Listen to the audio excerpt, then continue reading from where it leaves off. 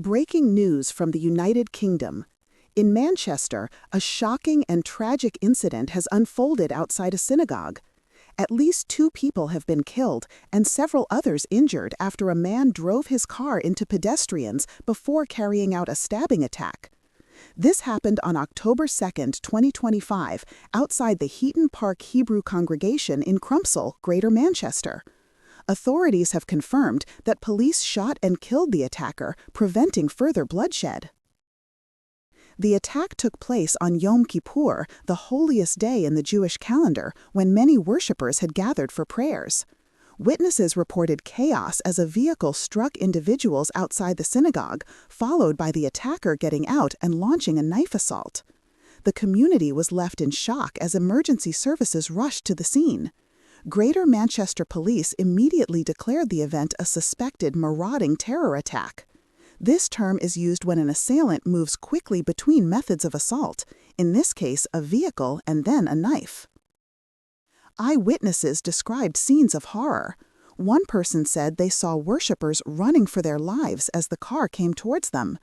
Another recalled that people were screaming and panicking before police arrived. Reports suggest that the attacker shouted something unintelligible before being confronted by armed officers. Within minutes, police neutralized the threat, shooting the suspect dead at the scene. According to the latest official updates, 2 victims were killed. 4 others were injured, with at least 3 of them suffering serious wounds. They were taken to nearby hospitals for urgent treatment. Medical staff have said some are in critical condition. Emergency responders praised the quick action of police and paramedics who prevented the death toll from rising even higher. Greater Manchester Police confirmed that they are treating this as a terrorist incident. Prime Minister Keir Starmer has issued a statement condemning the attack, calling it an act of hate that has no place in Britain. He added that security would be stepped up at Jewish sites across the country. The Home Secretary also spoke out, pledging to provide additional resources to law enforcement and intelligence services to prevent similar assaults. The chief rabbi of the UK described the attack as a day of grief and deep pain for the Jewish community. Unfortunately, this is not the first time Jewish communities in Europe have been targeted. In recent years, there have been attacks on synagogues in Germany, France, and the United States. The choice of Yom Kippur, a day of prayer and reflection, has added to the sense of violation and trauma. Analysts suggest that extremist ideology, whether religious or political, may be driving individuals toward violent acts. The security services are now investigating whether the attacker acted alone or was part of a wider network.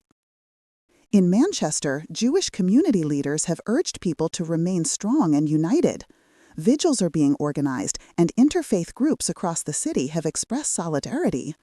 Muslim and Christian leaders joined Jewish representatives in condemning the violence. One local councillor said, "This attack was not only on the Jewish community, but on the whole of Manchester. We will not allow hatred to divide us." Police forensic teams remain at the scene, gathering evidence. Authorities are working to identify the attacker, understand his motives, and establish how he acquired both the vehicle and weapon. Counter-terrorism officers have been deployed, and intelligence agencies are monitoring whether there were any online threats made in advance of the attack. So far, officials have not released the identity of the assailant, but have said more details will come soon. This attack in Manchester is a grim reminder of the dangers posed by violent extremism. On what should have been a sacred and peaceful day, lives were tragically cut short. As the investigation continues, the priority remains supporting the victims, their families, and the wider community. Our thoughts are with all those affected. We will continue to bring updates as more information becomes available.